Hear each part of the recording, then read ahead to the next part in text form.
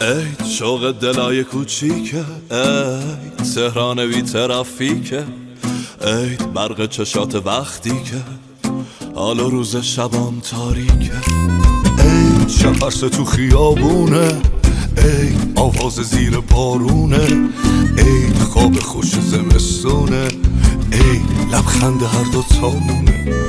ساعتم رس سال تحویله، همه چی غیر عشق تعطیله، هر کجا که دلت بخواد میریم. بعد سینه سلام اول صبح، بعد جیک جیک مست گنجیشکا سیب میگیم و عکس میگیریم. روشنی شبای خاموشی، عشق آروم بی فراموشی، سال رنگین کمون امسالم وقتی رنگای شاد میپوشی. چقدر با تو خوبه حال هوا، چقدر واقعی این رویا، وقتی ماهی تنگ دلتنگو اول سال میبریم دریا. من سکوت و صداتو دوست دارم، چشم بسته نگاتو دوست دارم، بی هوا دل ببر که قبل سفر چمدون بستناتو دوست دارم.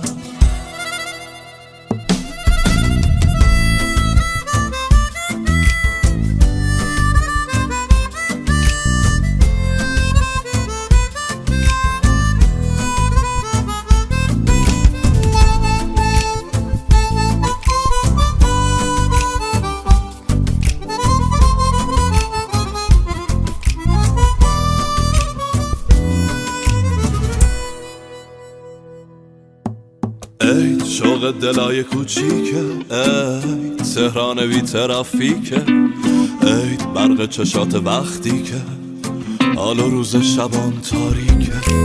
ای شفرس تو خیابونه، ای آواز زیر بارونه، ای خواب خوش زمستونه، ای لبخند هر دو تامونه. ساعتم رس سال تحویله، همه چی غیر عشق تعطیله، هر کجا که دلت بخواد میریم. بعد سینه سلام اول صبح، بعد جیک جیک مست گنجیشکا سیب میگیم و عکس میگیریم.